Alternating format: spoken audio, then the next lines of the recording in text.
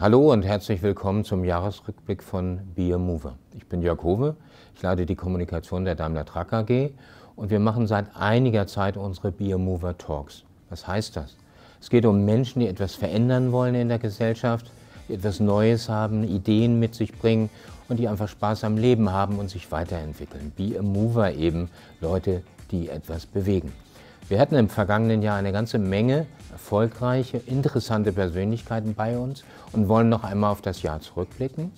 Und wir wollen euch gleichzeitig auffordern, wenn ihr Lust habt, uns Leute zu nennen, Menschen, die ihr für interessant haltet und von denen man etwas lernen kann und die etwas verändern wollen, eben echte Be a Mover. Jetzt wünsche ich euch erstmal ein gutes neues Jahr 2023 und freue mich darauf, mit euch weiter zusammenzuarbeiten, entweder als Teilnehmer oder als Zuschauerinnen und Zuschauer. Dankeschön.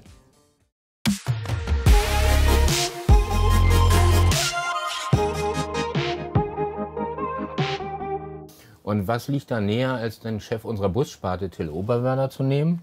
Der moved, nämlich berufsmäßig mit Bussen aller Art. Ich freue mich, dass du da bist, Till. Moin, Jörg. So ein Gelenkbus, da braucht man natürlich entsprechend viel Batteriepower. Läuft das so mit den Zyklen, mit den Ladezyklen und den Abläufen im Betrieb, dass man immer rechtzeitig laden kann und dann den Elektrobus wieder schnell zur Verfügung hat? Also wenn es alles so leicht wäre wie beim Diesel, dann wären wir wahrscheinlich alle glücklich. Wir müssen schon klar sagen, dass der Umstieg auf E-Technologie, auf alternative Antriebe, batterieelektrische Fahrzeuge, da reicht es nicht einfach nur das Fahrzeug zu haben. Und das haben wir sehr früh erkannt. Wir haben sehr früh selbst verstanden, was wir auch lernen müssen. Und das hat dazu geführt, dass wir mit den Kunden gemeinsam die Umstellung begleiten. Warum ist das wichtig? Du musst verstehen, welche Temperaturen in den Städten vorherrschen. Norden und Süden ist in der Tat durchaus anders, hat Einfluss auf die Batterie. Wie sieht die Topografie aus? Wie sind die Routenführungen? Wie sind die Verkehrsströme? Dann musst du die Frage beantworten, Infrastruktur. Wie sieht eigentlich die Versorgung aus? Da muss der Betriebshof umgestellt werden und du brauchst ein Lademanagement. Einher damit geht auch die Frage, wie werden denn Fahrzeuge, elektrische Fahrzeuge, Hochvoltfahrzeuge in den häufig eigenen Werkstätten auch gewartet. Und auch das schulen wir und bringen das mit. Und insofern, wir gehen sogar so weit teilweise, dass wir im einen oder anderen Fall den Betriebshof umbauen für den Kunden. Wenn du auf die Reisebusseite anspielst und auf die neuen Technologien, dann sind wir tatsächlich noch am Ende der Dekade. Und das, was wir jetzt schon im Stadtbus erleben und sehen, kann man schon ein bisschen als First Mover interpretieren. Ob aber auch des Segmentes, weil wir ein echtes, nachhaltiges Produkt sind. Ein Bus hat den geringsten Pro-Kopf-Verbrauch heute wie morgen. Wir sind nachhaltig. Also wenn wir über Nachhaltigkeit sprechen, ist unser Produkt mittendrin. Wir sind Teil eines City Flows. Eine Stadt funktioniert nicht ohne Busse. Ich war letzte Woche auf einer Panel-Diskussion und plötzlich sagte ein Vertreter dort, es ist das Jahrzehnt des Busses. Und das fand ich eigentlich ganz motivierend und darauf baue ich jetzt einfach auf. Dass Jürgen Hartwig bei uns ist, Personalvorstand der Daimler Truck AG. Was macht uns denn Daimler Truck als Arbeitgeber attraktiv? Ist es das Klima? Ist es die gute Bezahlung? Ist es das Drumherum? Was gehört dazu? Also ich bin überzeugt, das ist ein Mix von unterschiedlichen Dingen. Also Bezahlung darf man nicht vergessen, selbst in Zeiten mit einem großen Purpose, das muss okay sein. Aber es ist am Ende nicht der entscheidende Faktor. Für mich gibt es so ein paar Dimensionen. Das eine ist, technologisch betrachtet ist es extrem spannend, was hier gerade passiert. Lkw- und Busindustrie verändern in einer emissionsfreien Zeit, dazu noch gegebenenfalls autonom, ist wahnsinnig faszinierend von der Aufgabenstellung. Dazu im Prinzip Geschäftssysteme entwickeln, die das Ganze reflektieren. Super spannend. Zweiter Punkt, wir sind eine wirklich globale Firma. Und wenn ich über global rede, dann finde ich für mich persönlich, wenn ich zum Beispiel bei Recruiting-Events Menschen aus unterschiedlichen Ländern sehe, wir haben Menschen aus über 100 Ländern in der Firma mit über 40 Locations. Und mit dem, was sich gerade abspielt in der Welt, finde ich diese Vernetzung unheimlich spannend und faszinierend. Man kann wirklich global agieren. Das ist ein zweiter Punkt. Der dritte Punkt ist, wir haben mit der Trennung es schon geschafft, sagen wir mal, ein Stück weit einen Beginn einer neuen Identität zu schaffen. Und wir haben letztes Jahr zum Tag 1, am 1. Dezember, haben wir die Menschen da draußen gefragt, sagt doch mal, warum seid ihr eigentlich stolz, bei Daimler Truck zu arbeiten? Wir haben überhaupt nicht gewusst, wie sieht die Reaktion aus. Und haben gedacht, okay, vielleicht kommt was, vielleicht kommt nichts. Ich bin ja immer ein Stück weit befangen, weil so als Personalchef weiß man ja nie, muss er das jetzt sagen, weil es sein Job ist. Aber da kamen Rückmeldungen, die haben uns echt fasziniert. Ich habe den Film 30 Mal gesehen und habe beim 31. Mal noch Gänsehaut. Hello, guten Tag. I'm Mayano from Japan. I'm Simon and I work for Daimler Trucks. Olá, bom dia. My name is Kusang Cho, working at Daimler Trucks Korea. I'm Marco from Mexico. I'm Sagai from India. This is Alessandro from Brazil. History is being created at this very moment. I want to be part of the team which creates the history. We are ready to keep the world moving. Let's make your star shine even more. We are Trucks and here we come. And by the way, die coolen Leute arbeiten bei Daimler Truck.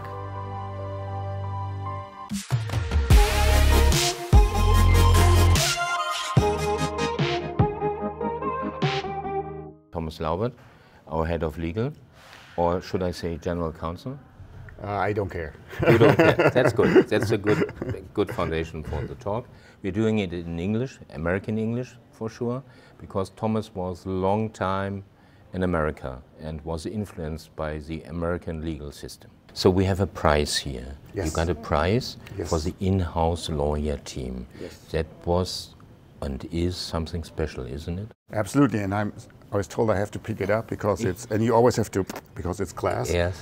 So it was really something special. We are very proud of this. And it is really a recognition of what you're doing in-house, correct? And it's being recognized whether you're taking it to a next level. And what we got this prize for is that we were told to work a lot on the digital transformation. For me, I always say in legal you have two transformations. You have the transformation of the transport sector, of our trucks and everything, and you also have the transformation within the legal department. There is a certain topic that gets more important for our company as well as for others. That's called ESG. First of all, could you translate what ESG means and why you have picked it as a special purpose for you?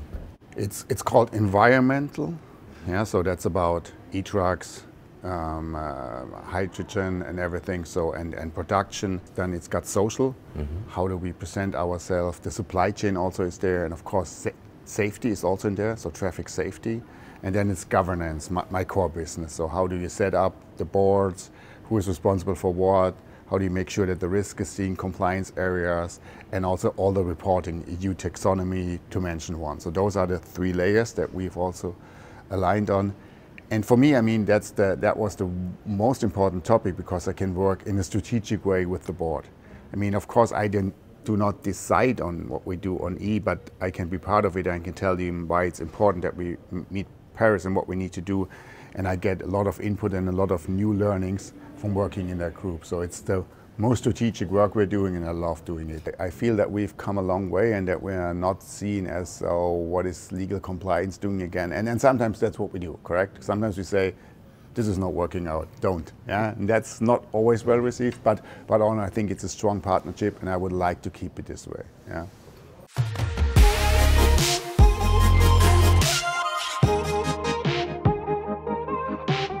Heute hier in Bad Saro und haben zwei ganz besonders reizende und wie ich finde auch liebenswerte Menschen bei uns. Einmal Tanja Bernsen und Susanne Surmont. Ihr beiden seid seit 10 Jahren dabei, das Festival Film ohne Grenzen hier durchzuführen in Bad Saro. Und wir zufälligerweise unterstützen das ein bisschen. Was kommen für Menschen hierher und wie begegnen die sich bei diesem Festival?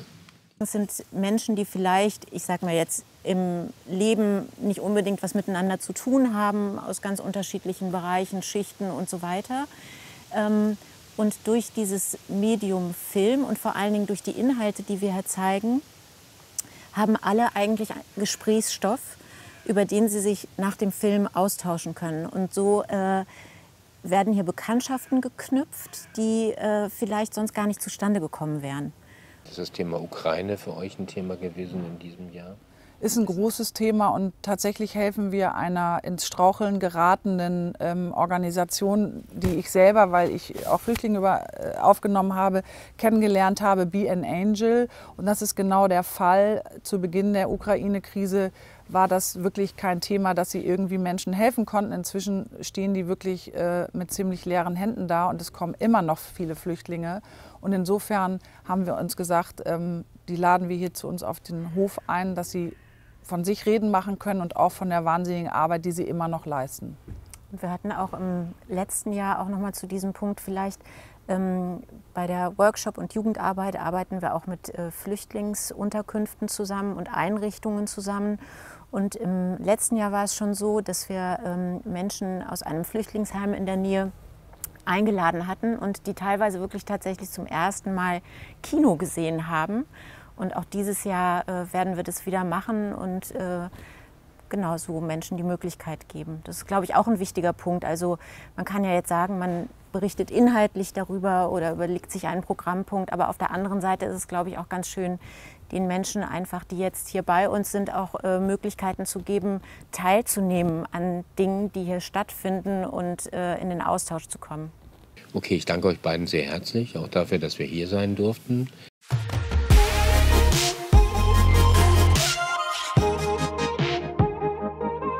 Ich habe heute einen ganz erfahrenen Mann, einen erfahrenen Logistiker hier, jemand, der sich im Transportgewerbe, und zwar nicht nur beim Lkw, besonders gut auskennt, Sascha Henke. Herzlich willkommen, Herr Henke. Sie sind Geschäftsführer von Rhenus Transport, korrekt? Ja, genau, richtig. Wir sitzen hier vor einem Fahrzeug mit einem alternativen Antrieb. Es ist ein E-Actros BEV Longhaul, klingt ein bisschen kompliziert, soll Langstrecke fahren. Jetzt habe ich eine Pressemitteilung gelesen von uns, dass Sie und noch ein anderer Logistiker ab 2023 dieses Fahrzeug Probefahren in den Probebetrieb übernehmen. Warum machen Sie das? Also wir beschäftigen uns mit alternativen Antrieben schon furchtbar lange. Wir haben Anfang der 2000er bereits mit Biodiesel gefahren. Wir haben mit Ihrem Haus 2011 den ersten Diesel-Hybrid-LKW der Welt, glaube ich, oder Serien-LKW der Welt war es damals, den Artego Hybrid gefahren in so einer 50er Kleinstflotte, also fahren auch schon seit 2011 elektrisch. Und die nächste Innovationsstufe ist das Fahrzeug jetzt hinter uns. Vielleicht für Menschen, die jetzt zugucken oder zuhören, die so eine Entwicklung eines LKWs nicht kennen. Ihr Haus hat früher Diesel-LKWs gebaut und wir haben sie gekauft, als sie fertig waren und wie sie da waren. Diese Entwicklung, das ist ein Sparring. Man merkt regelrecht bei Ihren Truppen aus der Entwicklung und bei unseren Leuten, dass alle Spaß dran haben. Wir wollen dieses Auto auf die Straße bringen. Ja? Und wir reden darüber, wie wir dieses Fahrzeug auf Herz und Nieren testen können. Das heißt, wir werden die Einsatzschweren dieses Autos verändern. Wir tasten uns ran. Wir werden in der Nähe von Wörth bleiben, das war mein Vorschlag, das steht alles noch nicht fest. Und tasten uns mal so auf die 500 Kilometer ran und dann gehen wir irgendwann mal auf die Strecke und wagen uns mal weiter mit verschiedenen Gewichten und auf verschiedenen Topografien. Ja? Also das, wenn man ein solches Fahrzeug entwickelt, und das kennen wir von anderen Herstellern tatsächlich anders, habe ich es noch nie erlebt, dass ein Anwender, ein Kunde, wie wir jetzt als Redmann-Gruppe und ein Hersteller, so eng in der Abstimmung sind auf dem Weg zu dem Ausrollen der Prototypen. Also das macht Spaß. Das ist, ich sag mal, ein Sparring.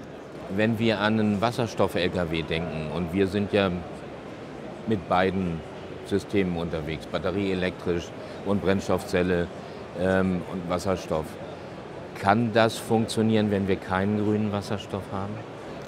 Dann wäre es Unsinn. Lass uns doch darauf verständigen, es ist alles besser als der Diesel. Ja, und von mir aus ist der BEV dann noch besser als Wasserstoff, weil wir werden Wasserstoff brauchen. Es wird rein batterieelektrisch einfach nicht funktionieren können. Nochmal, so gerne wir uns das wünschen. Ja, und darum brauchen wir auch die Wasserstoffanwendung. Sind Sie ein Optimist, was alternative Antriebe angeht? Und sind Sie auch ein Optimist, was die Schnelligkeit angeht? Also ich bin Optimist, was die Fahrzeugherstellung, alternative Antriebe und die Einsatzmöglichkeiten angeht. Ich bin Pessimist bei dem Aufbau der Ladeinfrastruktur oder auch der Tankstelleninfrastruktur. Da müssen wir deutlich schneller werden.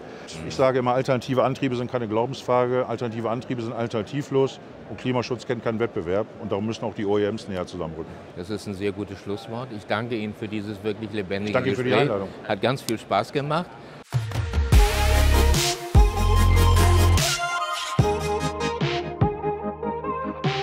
Willkommen, Dr. Günther Nowald. Sie sind Leiter von dem Kranichschutzzentrum hier in Mecklenburg-Vorpommern und wir sind hier im Kranorama. Was ist das Kranorama? Ja, das Kranorama ist tatsächlich eine zweigeschossige Beobachtungsstation für Kraniche. Wir empfangen hier teilweise auf diesen Flächen 4000 Kraniche gleichzeitig. Blässgänse, Nonnengänse, Graugänse, Saatgänse. Das ist ein wahres Vogelparadies. Warum ist das so ein Vogel, der in so vielen Kulturen dieser Welt so eine herausgehobene Stellung hat? Man sagt dem Kranich nach, dass er ein Leben lang seiner Partnerin treu ist oder dass auch die Familienbande ein ganz, ganz spezielles Symbol ist, was hält bis zum nächsten Frühjahr und mit der Partnerin ein Leben lang. Und gleichzeitig ist es der auffälligste Zugvogel, der nach einem kalten, langen, dunklen Winter ja die Sonne, die Wärme, das Licht aus dem Süden wieder hierher in den Norden bringt. Damit ist er ein Frühlingsbote, ein Glücksvogel. Ja, und wer verliebt sich nicht gerne in eine Ikone? Und fliegen wollten wir Menschen eigentlich auch schon immer. Deshalb würden wir auch gerne mit dem Kranich mitfliegen. Fliegen ist ein gutes Stichwort. Die Deutsche Lufthansa gehört zu den Unterstützern dieser Einrichtung, so wie Daimler Truck auch. Ja. Wie wichtig ist das, dass Ihre Arbeit hier unterstützt wird von Sponsoren, von der Öffentlichkeit? Ja, tatsächlich, wir sind eine gemeinnützige Organisation und wir leben von den Spendengeldern und von der Unterstützung von Daimler Truck und der Lufthansa. Ansonsten könnten wir in Deutschland, beziehungsweise Kraniche sind Zugvögel, habe ich schon gesagt, auch international diese Projekte nicht durchführen. Nun ist das hier eigentlich eine Region, die auch moorig ist. Ja. Und Sie sagen, Moore liegen uns besonders am Herzen. Warum? Ja, Moore sind CO2-Speicher. Wenn ein Moor entwässert wird, wird der Torf, der vorhanden ist, veratmet. CO2 geht raus in die Atmosphäre, das ist ein Klimagas, ein Klimakiller. Und insofern versucht Kranichschutz Deutschland mit Partnern in verschiedenen Regionen tatsächlich auch Moorschutz zu betreiben. Wir haben gerade ein Projekt, wo wir das Ganze beplanen lassen. Das ist sehr, sehr aufwendig hier in Deutschland, solche Projekte durchzuführen. Dass wir hier den Wasserstand ansteigen lassen. Damit wird das Niedermoor, die Torfreste, nicht weiter veratmet. Dadurch geht kein CO2 weiterhin in die Atmosphäre. Wir hoffen, dass sich dann auch Torfmoose wieder bilden, dass wir tatsächlich auch CO2 aus der Atmosphäre wieder herausholen und entsprechend dann ja, für den Klimaschutz eine positive Bilanz erzeugen. Okay. Ich bedanke mich für dieses schöne Gespräch. Ich bedanke mich auch dafür, dass ich hier sein durfte. Das ist sehr eindrucksvoll, wenn man die Vögel hört und sieht, muss ich ehrlich sagen. Ja, und wir gucken mal, wir hatten auch schon mal ehrenamtliche Ranger von Daimler, glaube ich, hier. Richtig. Mal gucken, dass wir das wieder beleben können. Wäre, glaube ich, ganz schön.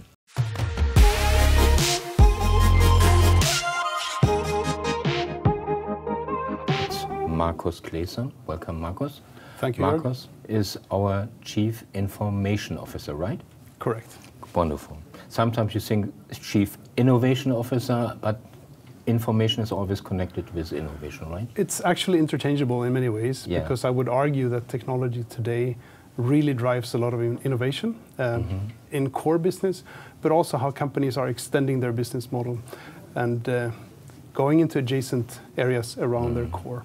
Is there already in trucks a lot of IT systems that are working? It was largely around fuel efficiency and safety, etc., what was in the vehicle, and increasingly, especially when you look at electrification and what's coming for the future with autonomous, it's also defined by what's around the vehicle. So how do you charge? When do you charge? Where do you charge? What is the pricing of the charging? How do you book the charging stations? All of these things, the entire value chain, all of a sudden is in focus. Okay, we are investing in the experience of automatic driving. We have a company, now it's a part of the Daimler family called Torque, and they are working in New Mexico, Albuquerque, and it looked very much like this is going to be the future, at least on long tracks on the highway. Are you of the opinion that this will work? I'm generally very optimistic, but on this particular use case, which we have carved out and defined for ourselves, which is a limited use case, point to point on a highway where there is a strong commercial interest from our customers because of the driver shortage, I believe that technology can fill that opportunity, and really I believe that we will be able to bring that into a real world scenario with customers taking that service from us. Can you imagine to stay within this company until retirement? Possibly, yeah. So I've been stationed in a few other companies throughout my career. And I think for me and for many people in technology, if you will, it's about the content of what you're doing. And right now, our content is super important for the future of the company, super exciting, I would say. Now with the zero emission transition and everything that comes along with that, we have a very purposeful role to play. And I think that is attractive to a lot of people. And if you zoom in more on technology itself, as I said initially, technology does play an increasingly important role within the vehicle, around the vehicle, in the entire customer experience. And that, you know, there are not that many companies that offer it. That fascinating environment of a very attractive product, a physical good, combined with having a strong influence, combined with zero emission, and combined with services and technology. Thank you very much for this jolly little talk. That was our BM Mover talk with Markus, the Chief Information Officer of our wonderful Daimler Truck company. Thank you for watching and listening, and thank you for this talk. Thank you, Jörg. It's a pleasure. Bye-bye.